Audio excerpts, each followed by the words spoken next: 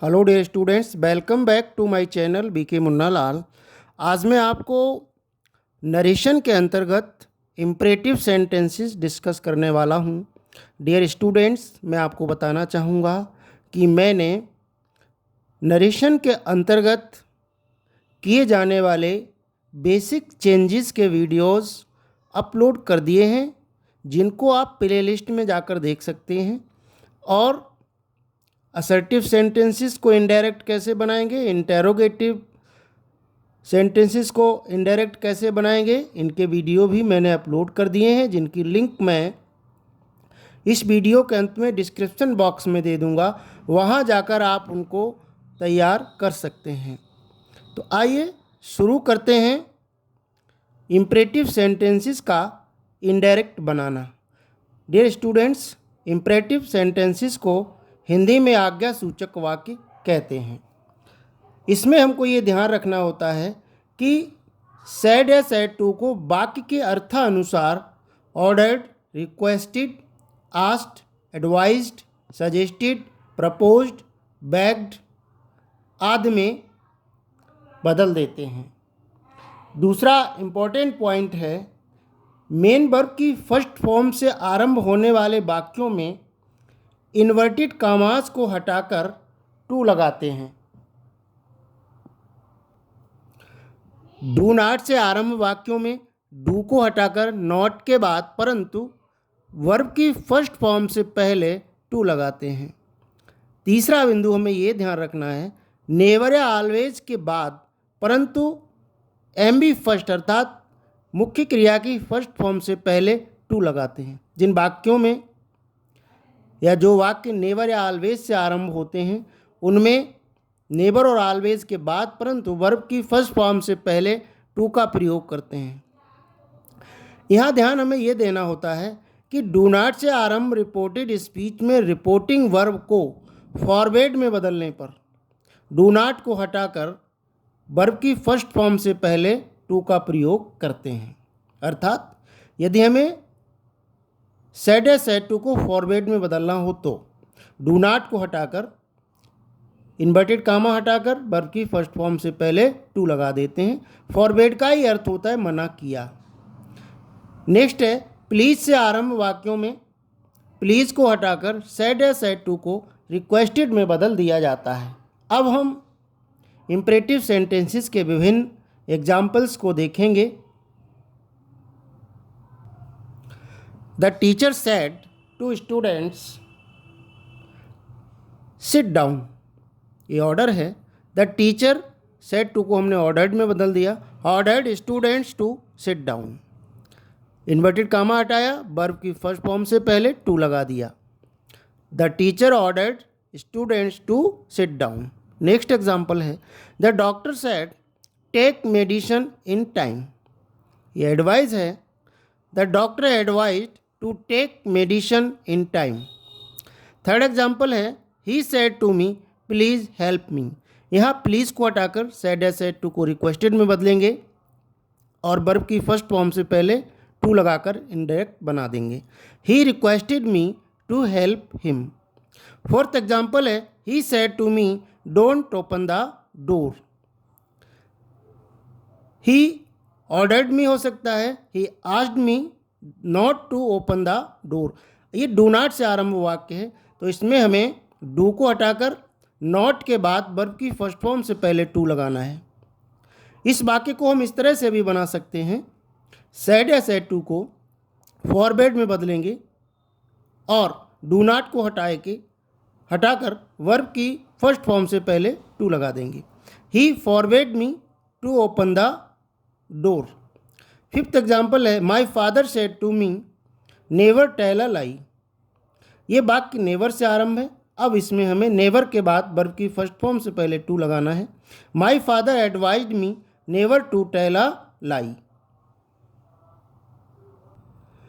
यदि किसी वाक्य में डू का प्रयोग मेन वर्ब से पूर्व जोर देने के लिए किया गया हो तो, अर्थात डू का प्रयोग केवल वाक्य में जोर देने के लिए किया हो, उस बात को विशेष महत्व देने के लिए किया गया हो, तो डू को हटाकर सामान्य वाक्यों की तरह ही इनडायरेक्ट बना देते हैं। उदाहरण है, he said to me do have a cup of tea. उसने मुझसे कहा एक कप चाय तो लीजिए। अब यहाँ डू का प्रयोग वाक्य को एम्फेसाइज करने के लिए किया गया है, तो इनडायरेक्ट बनाते समय इस डू को हटा करके सामान्य वाक्यों की तरह ही इनडायरेक्ट बना देंगे। He requested me to have a cup of tea. परंतु डू का प्रयोग मेन वर्ब के रूप में हुआ है तो उसे नहीं हटाया जाता है। उदाहरण से देखते हैं, your father said to you do your work in time. अब यहाँ डू का प्रयोग मेन वर्ब की तरह किया गया है तो इसे सामान्य वाक्यों की तरह इनडायरेक्ट बनाएंगे। Your father asked you to do your work in time. Ask की जगह आप ऑर्डर्ड शब्द का भी प्रयोग कर सकते हैं। Your father ordered you to do your work in time. अब हम देखेंगे लेट से आरंभ होने वाले वाक्य। इसमें हमें कुछ बिंदुओं को ध्यान में रखना है। सामान्यतः ऐसे वाक्यों में लेट का भाव अनुमति देने या लेने का होता है, इसलिए वाक्य के भाव के अनुसार सैड या सैड टू को रिक्वेस्टेड, ऑर्डर्ड में बदलते हैं। वाक्य अनुसार विश्ड में भी बदल सकते हैं, जैसा भी वाक्य का भाव हो। यहाँ पर संक्षेप में ये ध्यान देना होता है, अनुमति देना और लेना दो शब्दों का प्रयोग किया मैंने। यदि कोई बड़ा छोटे से कह रहा है तो हमें वहाँ पर सैड या सैड टू को ऑर्डर्ड में बदलना है, और छोटा बड़े से कह रहा है तो एक प्रकार का रिक्वेस्ट होता है, हमें सैड या सैड टू को रिक्वेस्टेड में बदलना चाहिए। जैसे हिंदी में इन वाक्यों में रहता है पढ़ने दो, खाने दो, जाने दो, खेलने दो, इस तरह का भावार्थ रहता है। नेक्स्ट हमको ये देखना है, इन्वर्टेड कामास को हटाकर लेट से पहले टू का प्रयोग किया जाता है। उदाहरण से हम समझते हैं, Vivek said let me go out. विवेक ने कहा मुझे बाहर जाने दीजिए, एक प्रकार की रिक्वेस्ट है। Vivek requested to let him go out. Next वाक्य, principal said to peon let the man come in. एक ऑर्डर है। The principal ordered peon to let the man come in. अब हमें एक बात और ध्यान रखनी है, लेट से आरंभ वाक्यों को लेट के बाद ऑब्जेक्टिव केस के प्रोनाउंस को नॉमिनेटिव केस के प्रोनाउंस में बदलकर तथा इन्वर्टेड कामा हटाकर दैट लगाकर, लेट हटाकर सब्जेक्ट के बाद शुड का प्रयोग करके भी इनडायरेक्ट बना सकते हैं। उपरोक्त वाक्य को हम निम्न नियम के अनुसार भी इनडायरेक्ट बना सकते हैं। लेट को हटाना, दैट लगाना, और जो ऑब्जेक्टिव केस में प्रोनाउन आया उसे सब्जेक्ट बना करके शुड लगा कर हम वाक्य को बना सकते हैं। देखिए, you said let me do what I like. You wished that, अब मी को हमने यू के अनुसार बदला, फर्स्ट पर्सन का, तो यहाँ यू आया। Should, he wished that you should do what you liked. Next example है, the teacher said let me help the students. Indirect बनेगा, the teacher wished that he should help the students।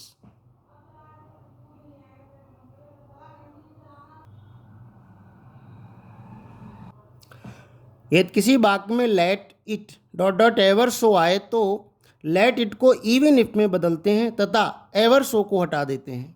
उदाहरण से हम देख लेते हैं, Ram said let it rain ever so hard I will go.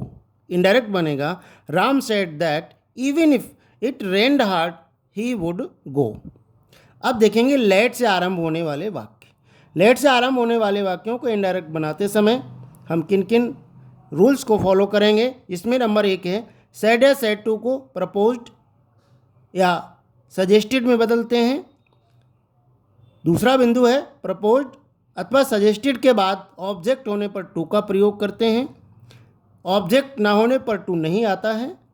Inverted कामास हटाकर दैट लगाते हैं, लेट को हटा दिया जाता है। अस को रिपोर्टिंग वर्ब के ऑब्जेक्ट के अनुसार बी शुड या दे शुड में बदलकर वर्ब की फर्स्ट फॉर्म का प्रयोग करते हैं।